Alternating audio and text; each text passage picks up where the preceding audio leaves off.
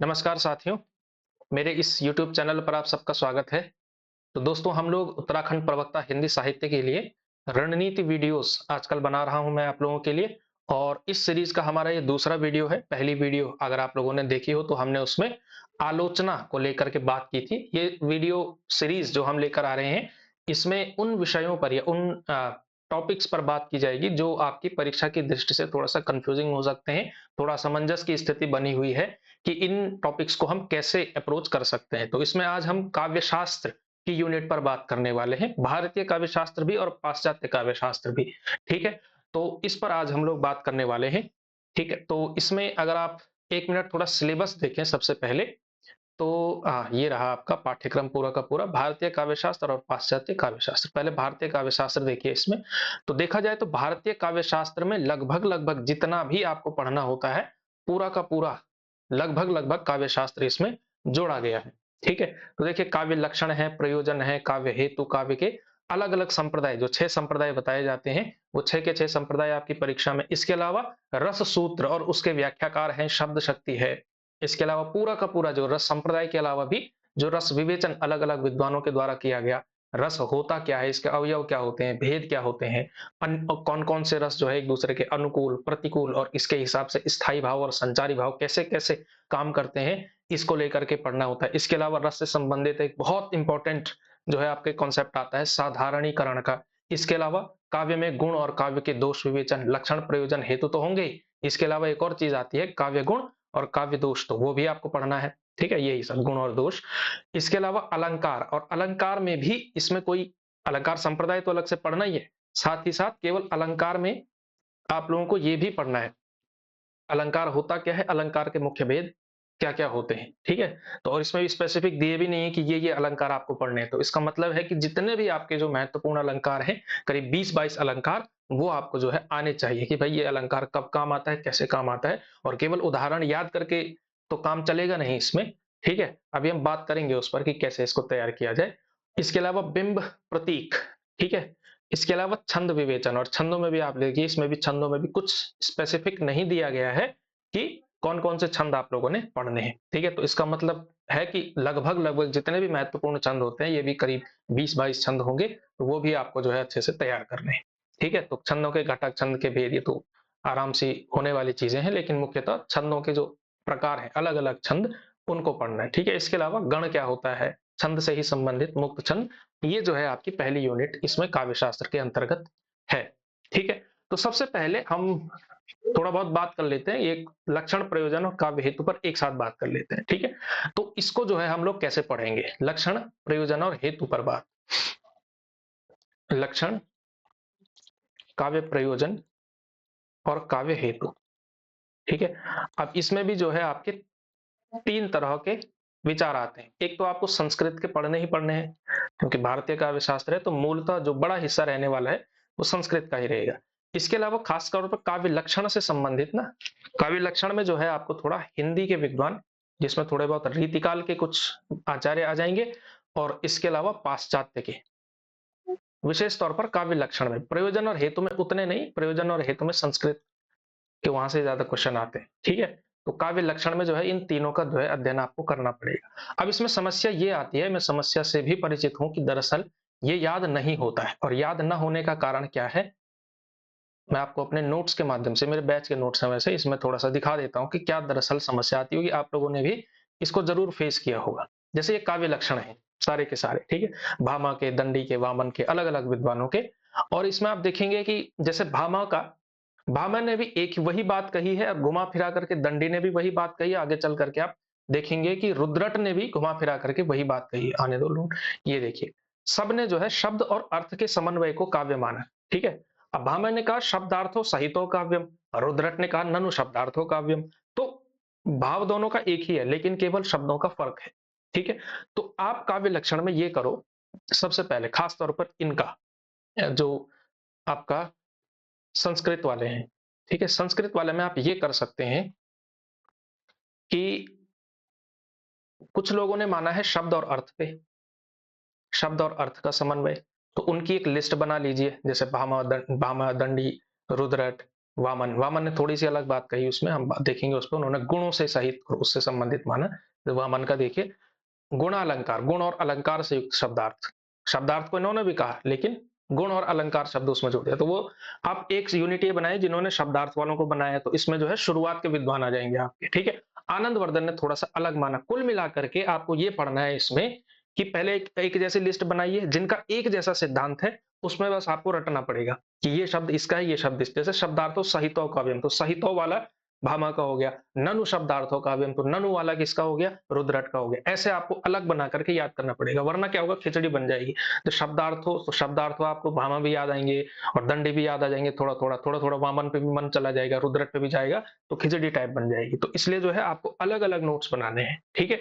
तो एक साथ बनाने के बाद जो है आपको अपने स्तर पर एक एक्टिव लर्निंग, एक टेबल टाइप की आप इसमें बना सकते हैं। टेबल टाइप बना लीजिए, ठीक है। शब्द और अर्थ से संबंधित परिभाषा किसने दी है, फिर उसके अलावा जैसे ध्वनि शब्द का प्रयोग किसने किया है उसके अंदर, कि काव्यस्यात्मा ध्वनि, तो ऐसा किसने कहा, आनंदवर्धन ने कहा। हालांकि शब्द और अर्थ पर भी उन्होंने कहा है। तो ऐसा यूनिक पॉइंट क्या है उनकी परिभाषा में, वो चीज आपको हाईलाइट करनी है कुल मिलाकर के। जैसे आनंदवर्धन के उसमें ध्वनि है, क्योंकि वो ध्वनि संप्रदाय के प्रवर्तक हैं, तो ध्वनि का प्रयोग उन्होंने किया इसमें।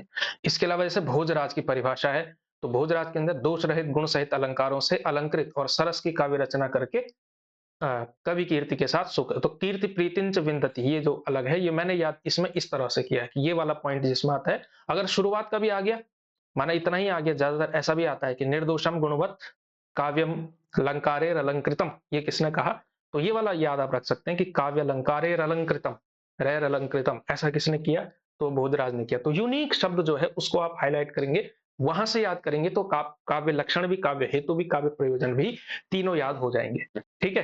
तो आप समझ पा रहे होंगे कि मैं क्या कहना चाह रहा हूं कुल मिलाकर, ठीक है। जैसे बाकी और बाकी के जो विद्वान हैं, जैसे तो जिनका यूनिक होता है, जिन्होंने बिल्कुल अलग बात कही, उनका याद करना आसान होता है, ठीक है। जैसे मम्मट का है, तो जैसे इनका भी थोड़ा शब्दार्थो आता है, तो इसमें भी आप याद रख सकते हैं कि क्या इन्होंने कहा। तो जैसे यहाँ पे याद होता है इनका सगुणावन अलंकृति, तो ये शब्द आप लोग याद रखेंगे, ये मम्मट की परिभाषा में आता है, सगुणावन अलंकृति मम्मट।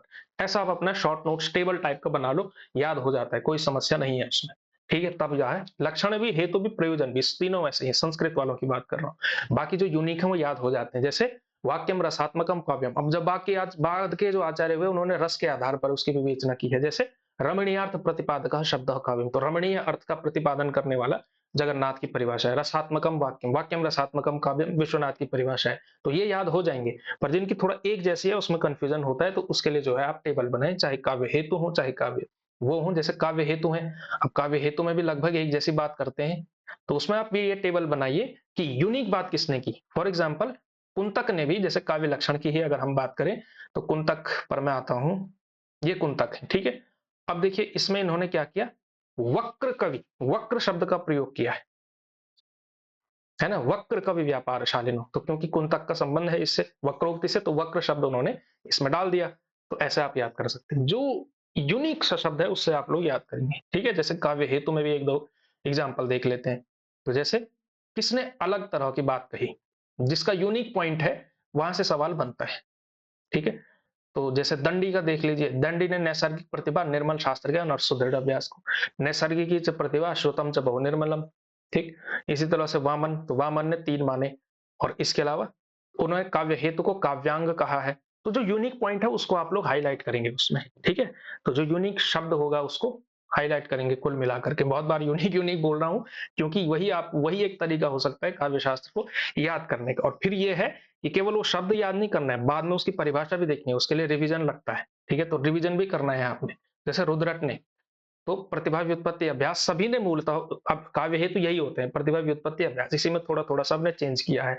तो इसी में आपको थोड़ा ये करना है। जैसे ये सवाल अक्सर पूछा जाता है कि जो है प्रतिभा के दो भेद, सहजा और उत्पाद्य किसने किए, तो रुद्रट ने किए हैं, ये आपको आना चाहिए, ठीक। इस तरह के पॉइंट्स आपको याद करने पड़ते हैं कुल मिलाकर के, ठीक है। जैसे मम्मट है, तो मम्मट जो है व्युत्पत्ति के लिए निपुणता शब्द का प्रयोग करते हैं, ठीक है। कि शक्ति निपुणता, और प्रतिभा के लिए शक्ति शब्द का प्रयोग कौन करते हैं, ये कई बार सवाल आता है, मम्मट करते हैं, ठीक है। ऐसा थोड़ा सा यूनिक, वो कुल मिलाकर के आप उसमें तैयार करना है भाई, ठीक है। फिर आते हैं आपके आगे के टॉपिक में, बताता हूँ आपको, इसमें था ये इसके अंदर था। ठीक है, तो लक्षण और काव्य हेतु भी वैसे ही हो जाएंगे, प्रयोजन भी वैसे ही हो जाएंगे। ठीक है, बस टेबल बनानी है कुल मिलाकर के।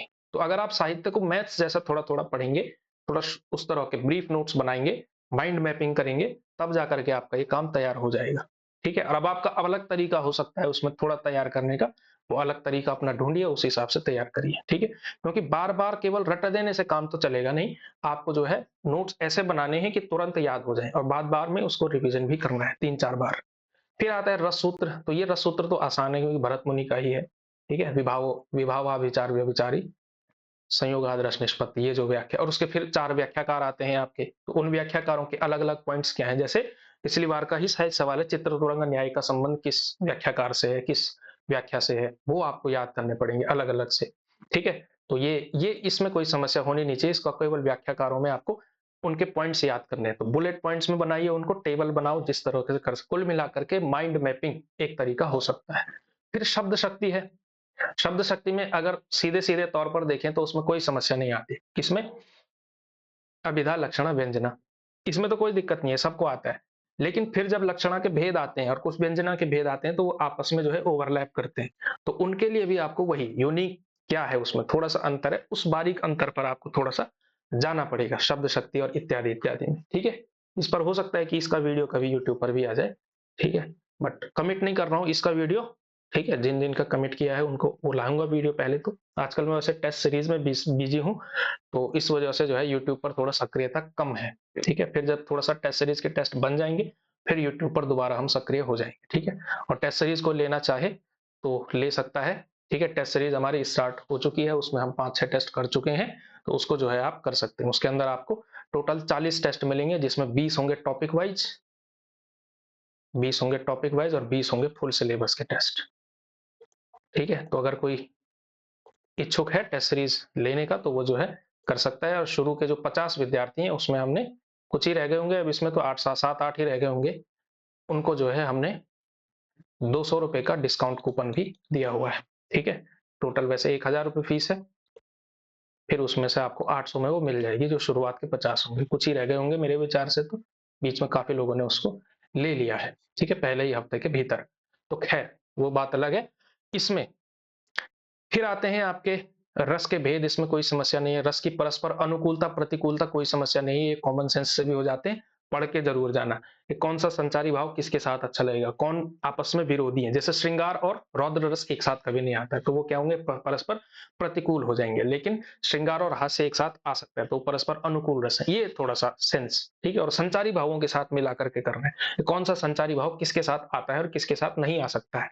ठीक है, जैसे श्रृंगार के साथ क्या आ सकता है, श्रृंगार के साथ लज्जा आ सकती है ना। तो वो चीज एक सेंस, वो कॉमन सेंस से भी हो जाएगा, पर पढ़ना ज्यादा अच्छा रहेगा। ठीक है, फिर साधारणीकरण, जो कि कई बार कंफ्यूज भी करता है ये टॉपिक, बट ये साधारणीकरण का मैं बता देता हूं, 1 मिनट।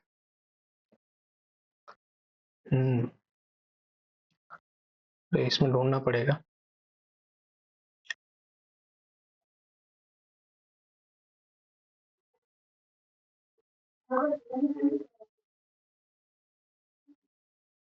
एक मिनट। तो ये मिल गया मुझे, साधारणीकरण। ठीक है, तो जैसे सबसे पहले किसने प्रयोग किया, भट्ट नायक ने प्रयोग किया रस सूत्र की व्याख्या करते हुए। जब आप रस सूत्र पढ़ेंगे तो वहीं साधारणीकरण शब्द पहले आता है, और लेटेस्ट ये जाता है डॉक्टर नगेंद्र तक। इतना जो है लंबा चौड़ा इसका इतिहास है, इतना लंबा चौड़ा इसका कॉन्सेप्ट है। तो इसमें आपको थोड़ा थोड़ा यही पढ़ना है कि जिन जिन्होंने भी किया है। अब इसमें आपकी एक टेंशन खत्म हो गई। जैसे अगर जब द मोमेंट आपने पढ़ा कि भट्ट नायक ने पहली बार साधारणीकरण को इंट्रोड्यूस किया, तो निश्चित तौर पर जो उससे उनसे पहले के आचार्य रहे होंगे, उन्होंने साधारणीकरण पर बात वो कहां से करेंगे, उससे कॉन्सेप्ट ही भट्ट नायक लेकर के आए उसको। तो भामा दंडी रुद्रट विद्रट ये शुरू के जो है, वो आपके रुद्रट तो नहीं, रुद्रट के शायद संभवतः बाद के होंगे, बट शुरू के एक क्रोनोलॉजी में आपको याद रखनी है, मतलब एक जो कालक्रम है, भामा दंडी रुद्रट वामन, वो याद रखेंगे कि कौन किस सदी में हुआ, हल्का फुल्का आइडिया रहेगा, तो आप ये कर पाएंगे कि भाई ये कॉन्सेप्ट ही जब 9वीं सदी में आया या 10वीं सदी में आया, तो 7वीं सदी का आचार्य इस पर बात कैसे करेगा। तो कम से कम आपको ऑप्शन एलिमिनेट कर पाएंगे, ये ध्यान रखना है आपने। ठीक है, ऐसे भी अवेयरनेस के साथ पढ़ना है। ठीक है, तो जैसे भट्ट नायक ने क्या कहा, साधारणीकरण विभावादि का होता है। ठीक है, अभिनव गुप्त कहते हैं कि साधारणीकरण विभाववादी के स्थायी भाव का होता है। तो ये एक बुनियादी अंतर है ना, उसमें और इसमें। फिर विश्वनाथ ने किया कि सहृदय का आश्रय के साथ तादात्म्य जो है यहाँ पर साधारणीकरण होता है कि आलंबन का भी होता है, आश्रय का भी होता है और पाठक का भी होता है। ये कॉन्सेप्ट पहली बार विश्वनाथ लेकर के आए। इसमें बुनियादी अंतर क्या-क्या है, ठीक है? तो जैसे विश्वनाथ क्या लेकर के आए? प्रमाता के ता यानी पाठक के तादात्म्य, पाठक के साधारणीकरण को सबसे पहले विश्वनाथ ने इंट्रोड्यूस किया। ये सारी चीजें अब विस्तार में बात करेंगे तो साधारणीकरण डेढ़ 2 घंटे का टॉपिक होगा, बस मैं बता रहा हूँ, ठीक है? जैसे मम्मट है, तो मम्मट ने क्या किया, है ना? तो जैसे उन्होंने अभिनव गुप्त का ही वो किया कि स्थायी भावों का साधारणीकरण होता है, ठीक? तो ये सब है। फिर जगन्नाथ आए, फिर शुक्ल जी आए, शुक्ल जी ने बोला आलंबन का होता है वो, फिर नगेंद्र ने इससे भी अलग बात करी, डॉक्टर नगेंद्र ने सबसे यूनिक बात कही कि किसी का नहीं होता है, ना विभाव का होता है, ना किसी का होता है, कवि की अनुभूति का साधारणीकरण होता है और किसी का नहीं होता है, ठीक है? इस तरह की बातें। फिर सहृदय कौन होता है, कैसे होता है, सबसे पहले आनंदवर्धन ने प्रयोग किया, तो ये सारी चीजें, ठीक है? तो बहुत सारा काम आपका वैसे भी हो जाएगा जब आप काव्य शास्त्र को भी वैसे ही पढ़ेंगे जब जैसे हिंदी साहित्य के इतिहास को पढ़ते हैं। इतिहास की तरह पढ़ना, एक क्रोनोलॉजिकल ऑर्डर में पढ़ेंगे तो हर कॉन्सेप्ट समझ में आएगा। जैसे काव्य हेतु पढ़ते हुए आपको सबसे पहले ये देखना पड़ेगा कि सबसे पहले काव्य हेतु किसने दिया, उसके बाद किसने दिया, उसके बाद किसने दिया। फॉर एग्जाम्पल आप सीधे चले गए मम्मट के काव्य हेतु पर और उसके बाद आप पीछे जा रहे हैं वामन और उसके बाद आगे आ रहे हैं फिर विश्वनाथ पे, तो काम बनेगा नहीं, खिचड़ी पक जाएगी। शुरू से सबसे पहले भामह ने दिया, फिर इन्होंने ये कहा, इसमें ये संशोधन, इसमें ये संशोधन, इसमें ये संशोधन, इस तरह से तैयार करेंगे। काव्य शास्त्र का इतिहास इस सेंस में थोड़ा-थोड़ा पढ़ेंगे, तब जो है कॉन्सेप्चुअल एक बिल्डिंग धीरे-धीरे तैयार होती है, ठीक है? तो ये एक तरीका आपको एक और टिप्स इसमें देखनी है कि एक एक क्रोनोलॉजिकल ऑर्डर में ही आपको पढ़ना है, ठीक है? काल क्रमानुसार ही पढ़ना है कुल मिलाकर, ठीक? तो ये हो गया साधारणीकरण हो जाएगा। काव्य गुण, काव्य दोष कोई बड़ा मतलब वैसा टॉपिक नहीं है जिसमें बहुत दिक्कत हो आपको, पढ़ेंगे तो हो जाएगा, ठीक है? किसने काव्य गुण जैसे 10 काव्य गुण माने जाते हैं, किसने कितने माने, किसने कितने नहीं माने, उतने ही से सवाल ज्यादातर उसमें आते हैं। एक आध कुछ संस्कृत की उक्तियां होंगी श्लोक टाइप के, वो आप लोग कर लेंगे, ठीक है? फिर अलंकार हैं जैसे, तो अलंकारों में जो है आप लोग ध्यान रखिएगा ये 20-22 अलंकार आपको पढ़ने पड़ेंगे भाई, ठीक है? और अलंकारों में केवल रट करके काम चलेगा नहीं, मैंने पंक्ति याद कर ली और मैं जो है काम चल जाए, क्योंकि वही पंक्ति जरूरी तो है नहीं कि वही पूछेंगे परीक्षा में। परीक्षा में तो कुछ और लाइन पूछी जाएगी, माना फॉर एग्जाम्पल समासोक्ति अलंकार का आपने एक लाइन याद की हुई है, ठीक है?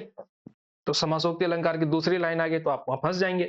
तो इसलिए पंक्ति तो याद करनी ही करनी है रेफरेंस के लिए भी, अपने लिए भी, लेकिन साथ ही साथ उस अलंकार के कॉन्सेप्ट के अंदर आपको जाना पड़ेगा, ठीक है?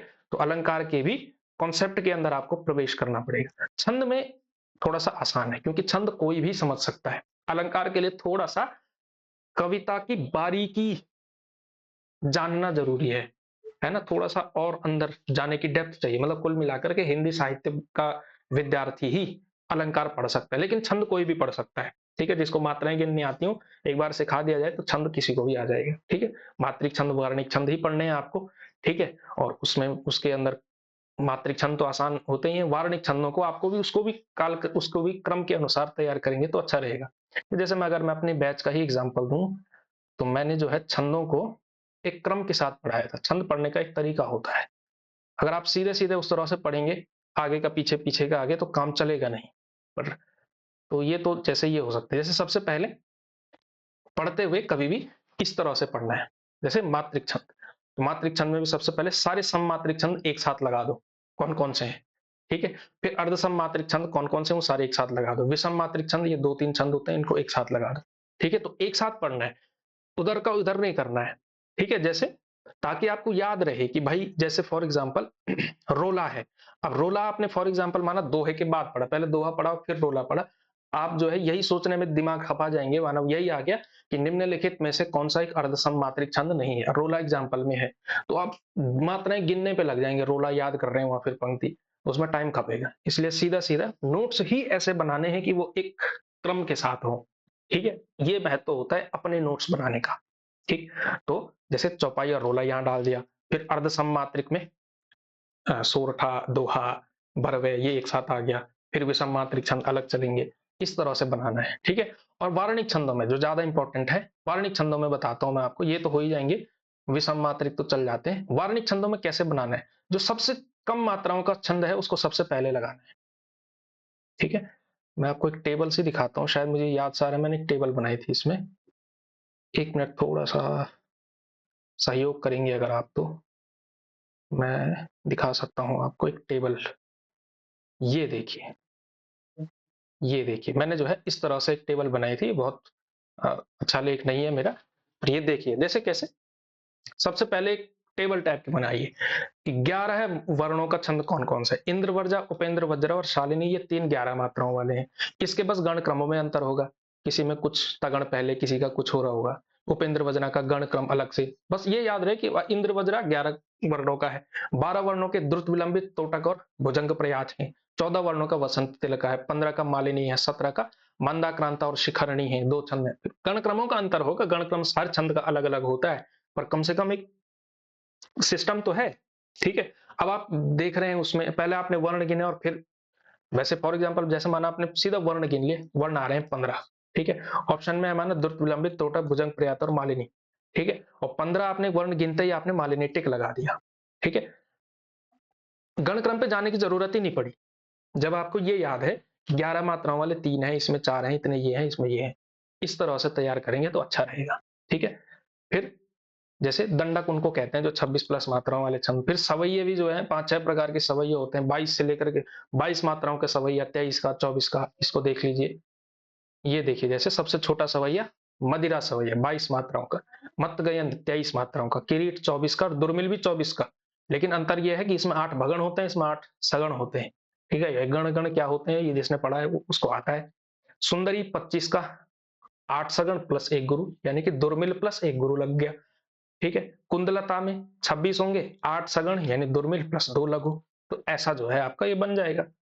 ठीक है। तो ये जो है एक पूरा टेबल इस तरह से तैयार हो जाता है आपका। तो ऐसे जब आप छंदों को पढ़ेंगे तब आपका काम चल जाएगा। और छंदों में भी रेफरेंस के लिए गणक्रम रटने की कोई जरूरत नहीं है। गणक्रम रटने की भी जरूरत नहीं है आपको। आपको एक काम करना है इसमें, गणक्रम याद होता भी नहीं है बहुत जल्दी। ठीक है। बार बार भूल जाएंगे, कब तक याद करेंगे माता ता ग ग, है ना, माता तू गूंगा, तब जो है याद कर रहे हैं शालिनी छंद। उससे बढ़िया है शालिनी छंद का एक उदाहरण याद कर लो। हाथों में वो घोर को दंड धारे, लंका जाके दैत्य दुर्दांत मारे, शालिनी छंद का उदाहरण है, याद करेंगे। और फॉर एग्जाम्पल कोई दूसरी पंक्ति भी आ गई उसमें तो आपको जो है याद होना चाहिए। तो आपने रफ में इसको लिखा और इसके गणक्रम याद किए, चेक किया, तो ये गणक्रम आया, आपने देखा कि ये शालिनी छंद है। तो प्रत्येक छंद का आप लोगों को एक एक उदाहरण जरूर याद रखना, टिप्स पे होना चाहिए एकदम, कोई उसमें नहीं। ठीक है। 4-5 क्वेश्चन छंद पे ही आने वाले हैं, 4-5 तो नहीं, 2 तो आएंगे ही आएंगे कम से कम। एक कॉन्सेप्चुअल आएगा, एक उदाहरण वाला आ सकता है। ठीक है। तो इस तरह के सवाल, जैसे द्रुत विलंबित छंद का, दिवस का अवसान समीप था, याद रखा, गगन था कुछ लोहित चला, ये जो है क्या है, ये आपका द्रुत विलंबित का उदाहरण है। हर छंद का उदाहरण आपको डन रखना है। ठीक है। तो उस तरह से करेंगे तब जो है छंद वाला टॉपिक भी आपका कंप्लीट हो जाएगा मेरे विचार से। ठीक है। तो प्रत्येक छंद का वो याद रखना है, छंदों को क्रोनोलॉजिकल ऑर्डर में पढ़ना है, 11 वालों को अलग, 12 को अलग, 13 का तो कोई भी नहीं, 14 का अलग, 15 का अलग, इस तरह से याद रखेंगे। ठीक है। सवैयों में भी 22 से लेकर के 26 के अलग अलग। ठीक है। मदिरा से लेकर के आगे तक, दुर्मिल और उसके बाद के छंदों तक। तो ऐसे तैयार करेंगे तब जाकर के बन पाएगा अच्छा काम। तो उसमें क्या होता है ना, टाइम वेस्ट नहीं होता है और कंफ्यूजन नहीं होता है। फॉर एग्जाम्पल वहां गणक्रम याद करके, गणक्रम रट के गए हैं और वहां खिचड़ी पक गई, मौ का भाव हो रहा है, भाव का मौ हो रहा है, खिचड़ी पक गई दिमाग के अंदर। वहां तो वैसे ही थोड़ा प्रेशर होता है, थोड़ा है ना, थोड़ा क्लासरूम में थोड़ा एड्रेनलिन रश, तो उसकी समस्या ना हो इसके लिए 3-4 तरीके से एक चीज को पढ़ेंगे तो अच्छा रहेगा। ठीक है। टेबल बनाओ, शॉर्ट नोट्स बनाओ, माइंड मैपिंग इसको कहते हैं। जो मैं तरीका बता रहा हूँ, इसको अगर मैं एक उसमें समराइज करूं, इसे माइंड मैपिंग कहते हैं। कि अपने दिमाग को कैसे रिकॉल करें, हम तुरंत रिकॉल हो जाए, इसके लिए हम क्या जुगाड़ कर सकते हैं। जैसे हम साहित्य के अंदर कभी कभी ट्रिक्स बना लेते हैं ना, जैसे प्रसाद की कहानियों को याद करने के लिए कोई ट्रिक्स बना ली कि 1 2 3 4 5 ऐसा कुछ कर लिया, या किसी के लिए, तो वैसे ही ट्रिक्स, वही माइंड मैपिंग ही है। तो यही माइंड मैपिंग आपको काव्य शास्त्र के अंदर करनी है। ठीक है। कई प्रकार की समस्याएं आती हैं इसमें। कई लोगों को संस्कृत का, कुछ लोग तो ऐसे होते हैं कि जो, जिनको अगर संस्कृत का 2 बार भी बोल दे उनको याद हो जाता है, पर बहुत सारे ऐसे होते हैं जिनको संस्कृत का वो याद ही नहीं हो रहा है। तो वो याद कैसे होगा, वो यूनिक शब्द आपको पकड़ना है उसके अंदर। ठीक है। लक्षण, प्रयोजन, हेतु, इसके लिए ये आपको बता दिया। फिर संप्रदायों का तो अलग अलग सिस्टम है, कौन लेकर के आया संप्रदाय, कहाँ किसने क्या बात कही, ये सबको तैयार होना चाहिए। रस पर तो सबने ही बात की है, अलंकार पर उसके बाद वालों ने बात की है, रीति, ध्वनि, वक्रोक्ति और औचित्य तक सबको बात, सारे संप्रदायों की विशेषताएं आपको याद करनी पड़ेगी, पढ़ना पड़ेगा कि औचित्य है क्या, इसका संबंध दरअसल किस उस दर्शन से है, किसका क्या है, ये सारी चीजें आपको थोड़ा देखनी पड़ेंगी, ठीक है? तो ये भारतीय काव्य शास्त्र है। मेरे विचार से आपको थोड़ा समझ में आया होगा, एक मोटा-मोटा, अगर जिन्होंने पहले पढ़ा हुआ है ना, उनकी समझ में ज़्यादा आएगा, ठीक है? जो पहली बार जिन्होंने देखा ही नहीं साधारणीकरण क्या होता है, वो तो थोड़ा घबरा से ही गए होंगे मेरे विचार से कि ये है क्या? पर अगर आप पढ़ेंगे और उसके बाद ये वीडियो देखेंगे तब आपकी थोड़ा-सा ज़्यादा समझ में आएगा, ठीक है? और मुझे तो नहीं लगता कि कोई भी ऐसा विद्यार्थी होगा जिसने जो है 3-4 महीने बाद पेपर है और उसने अभी तो देखा ही नहीं कि भारतीय काव्य शास्त्र होता क्या है, ठीक है? अगर ये स्थिति है तो पढ़ लीजिए समय पर अपने टाइम टेबल के हिसाब से, और एक ना एक बार सभी ने देखा ही होगा कम से कम हल्का-फुल्का, तो उस हिसाब से आप लोगों को तैयार करना है, ठीक है? अगला, पाश्चात्य काव्य शास्त्र। पाश्चात्य काव्य शास्त्र में कोई समस्या नहीं है, ठीक है? इसमें समस्या क्यों नहीं है? पहली बात तो ये कि इसके 4 वीडियो रिचर्ड्स को छोड़ करके बाकी सारे काव्य शास्त्रियों को आपको इसी यूट्यूब चैनल के अंदर मिल जाएगा, प्लेलिस्ट मिलेगी पाश्चात्य काव्य शास्त्र, 4 पढ़ा दिए मैंने उसमें। उसमें एक आध एक्स्ट्रा भी हो गए थे, मुझे ध्यान नहीं था कि वर्ड्सवर्थ इसमें नहीं है, पर चलो पढ़ लिया अब ज्ञान के लिए तो ठीक ही है, ठीक है? तो जैसे प्लेटो और अरस्तू के ये सारे सिद्धांत मैंने पढ़ाए हुए हैं, ठीक है? लॉन्जाइनस पढ़ाया हुआ है, क्रोचे पढ़ाया हुआ है, रिचर्ड्स रह गया, रिचर्ड्स कभी दूसरी क्लास में आएंगे, इसके भी मैं जल्दी कमिट नहीं कर रहा हूँ कि अभी आएगा वीडियो, ये आएगा लेकिन तब आएगा जब बैच में होगा, ये सेकंड बैच में, ठीक है? तो तब आ जाएगा ये वीडियो भी। तो इनको जो है आप आराम से कर सकते हैं। पाश्चात्य काव्य शास्त्र कोई समस्या नहीं है, उन वीडियोस को देखेंगे, उसके नोट्स बनाइए, आप अच्छे से तैयार हो जाएगा, ठीक है? इसमें आपको जो जो चीजें पढ़नी है, सबसे पहले तो इनकी किताबों के नाम, हाँ किताबों के नाम इनका भी पढ़ना है भाई, इन्होंने भी कुछ कुछ किताबें लिखी हैं, काव्य अलंकार, काव्य आदर्श, किसकी कौन सी किताब है वो थोड़ा थोड़ा, वक्रोक्त जीवितम कौन सी किसकी किताब का नाम है वो थोड़ा ध्यान रखना है। बाकी इसमें पुस्तकें, क्योंकि इन्होंने एक किताब नहीं लिखी, ऊपर वालों का तो बढ़िया एक एक दो दो किताबें ही लिखी है सबने। इन्होंने जैसे रिचर्ड्स ने बहुत सारी किताबें लिखी हैं, 8-9 किताबें रिचर्ड्स की होती हैं, अरस्तु की तो बहुत सारी किताबें हैं, पर वही किताबें पढ़नी है जो मतलब उनका नाम आपको जानना है, जो पाश्चात्य काव्य शास्त्र से संबंधित है, ठीक है? फिर लॉजाइलस का है, क्रोचे का है, किताबों के नाम सबसे पहले तो ये याद करना है, हो सके तो कालक्रम से, ठीक है? कालक्रम से। और इसके अलावा सिद्धांत पढ़ने हैं, सिद्धांत आपको बताए गए हैं, उसके अंदर क्लास के अंदर पढ़ेंगे, काम चल जाएगा। अलग से कोई पढ़ना चाहे तो उसमें कोई समस्या नहीं है, ठीक है? इसमें कंफ्यूजन नहीं होता है, अगर आपने पढ़ लिया एक बार अच्छे से तो पाश्चात्य काव्य शास्त्र हो जाता है, ये कोई कठिन यूनिट नहीं है। भारतीय काव्य शास्त्र थोड़ा सा कंफ्यूजिंग होता है, वो भी इसलिए क्योंकि एक ही जैसी बात, लगभग लगभग एक जैसी बात, उसमें हल्का सा चेंज हर किसी ने उस क्रम में किया हुआ है, क्योंकि सब एक ही विषय पे बात कर रहे हैं ना कि काव्य लक्षण क्या है, तो काव्य लक्षण क्या है, सब एक ही विषय पे बात करेंगे तो लगभग एक जैसी बात करेंगे, थोड़ा थोड़ा ही अंतर आएगा उसमें, तो इस वजह से एक डिफरेंस क्रिएट हो जाता है। तो पाश्चात्य काव्य शास्त्र इज इजी रिलेटिवली, तो वो जो है आप इसको कर सकते हैं, ठीक है? तो इसके आप वीडियोस देखेंगे ऊपर के, उसमें आप कर सकते हैं इसको, ठीक है? बाकी इसकी प्रैक्टिस लगाइए आप लोग, ठीक है? इसमें से भारतीय काव्य शास्त्र में इस बार देखिएगा, पिछली बार अगर यहाँ से 20 क्वेश्चन थे, इस बार आप यहाँ से 40 क्वेश्चन की उम्मीद कर सकते हैं। 30 से 40 प्रश्न अकेले यहाँ से आ सकते हैं। आप देखिए ना, इसमें भी पूरी 150 नंबर का ही सेकंड पेपर आएगा। अगर 150 नंबर का सेकंड पेपर आ रहा है तो क्या क्या बचता है इनके पास, क्या क्या है पूछने के लिए? भारतीय काव्य शास्त्र ही सबसे बड़ी यूनिट है, ठीक है? पाश्चात्य काव्य शास्त्र से 15 सवाल भी पूछेंगे, अगर माना 15 से 20 सवाल, आलोचना से चलो मान लिया इन्होंने पूछ लिए 20 सवाल, व्याकरण के माना अगर ये 50 सवाल भी रख लेते हैं, 40 से 50 सवाल, ठीक है? संस्कृति में संधि समास के ही ज्यादातर पूछेंगे, इसी में मैं इसको भी इंक्लूड कर रहा हूँ, 50 सवाल। इसमें से माना पूछ लिया इन्होंने 10 सवाल, और इसमें से भी पूछ लिया माना इन्होंने कितने क्वेश्चन, 8 से 10 सवाल इसमें भी पूछ लिया अगर, तो 70, 90, 100, 100 ही हो रहे हैं, है ना? तो 100 तो इसमें से भी चलो 110, 100 तक मान लो, और यहाँ से कम 40 से 50 सवाल तो पूछेंगे। मेरे विचार है कम से कम 35, मैक्सिमम 45, 35 से 45 के बीच भारतीय काव्य शास्त्र है। पाश्चात्य काव्य शास्त्र 10 से 15 सवाल आ सकते हैं, हिंदी आलोचना से 15 से 20 आ सकते हैं, व्याकरण से 40 से 50, क्योंकि ये सेकंड पेपर ज्यादातर डेडिकेटेड रहने वाला है व्याकरण को, ठीक है? और मैं यहीं पर कहते चलूं कि आप लोगों को जो है व्याकरण को हल्के में नहीं लेना है भाई, ठीक है? व्याकरण में कहां पर फंसते हैं ज्यादातर, फंसते हैं किसमें? पर्यायवाची में। पर्यायवाची याद ही नहीं, अब जिसको याद है उसको आता है तो आता है, नहीं आता है तो नहीं आता है ना? अनेकार्थी में, विलोम में, विलोम तो काम चल जाता है, अनेकार्थी, एकार्थी, इस तरह के सवाल, ठीक है? बाकी कॉन्सेप्चुअल चीजें सबको आ ही जाती हैं, बट फिर भी इनका रिवीजन जरूर करके जाना। अगर आपका व्याकरण बहुत अच्छा भी है तब भी इसको बहुत अच्छे से तैयार करके जाना है आपने, ठीक है? सबकी प्रैक्टिस करनी है, कोई भी टॉपिक फॉर ग्रांटेड नहीं लेना है, और व्याकरण तो बिल्कुल भी नहीं लेना है भाई, ठीक है? तो ये जो है एक इंपॉर्टेंट चीज है, ठीक है? व्याकरण को फॉर ग्रांटेड कोई नहीं लेगा। 3 बार बोल दी मैंने एक ही वीडियो में ये बात, ठीक। तो इसकी भी जो है अच्छे से आप लोगों ने प्रैक्टिस करके जाना है। बहुत अच्छा है व्याकरण तो भी, और जिनका थोड़ा कमजोर है उनको तो पढ़ना ही पड़ेगा, उनको तो अच्छा करना ही है, ठीक। इसके अलावा संस्कृत से क्या पूछेंगे? संस्कृत से पिछली बार जो है यहाँ से शब्द रूप धातु रूप कुछ नहीं पूछा था, विभक्ति और लकार नहीं पूछे गए थे। थोड़ा तैयार करके जा सकते हैं आप लोग। बाकी कारक समास और संधि थोड़ा तैयार करके जाना। मुहावरे लोकोक्ति सूक्तियां हो जाती हैं, ठीक है। बाकी ये हिंदी भाषा का विकास है तो ये इजी यूनिट्स हैं, इसमें कोई समस्या नहीं है, ठीक है।